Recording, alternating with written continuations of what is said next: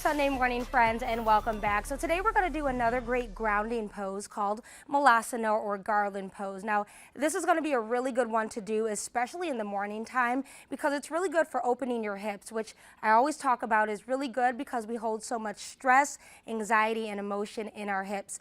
Also really good for promoting good pelvic floor health and improving your posture as well. It's going to help stretch your ankles and your hamstrings. And then lastly, it can be really good for prenatal yoga because it's going to really help aid in childbirth later on.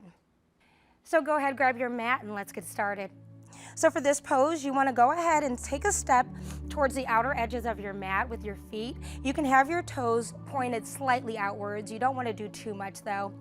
Bring your hands to heart center, and then you want to start to bend into your knees, coming into a squatting pose, and bringing your elbows in between your knees here, so they sit comfortably here.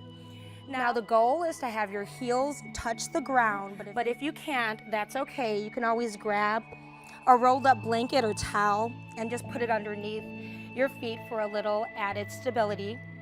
And you want to make sure your chest is towards the ceiling here, and your gaze can be directly at the wall in front of you. And you just hold here for a couple breaths. And then to come out of this pose, maybe you want to place your hands back on the ground to help stand back up. And you come to standing to rest. And thank you so much for joining me for this week's Tranquil Time with Taylor. As always, the light and love in me sees and honors the light and love in each and every one of you. I'll see you guys next week.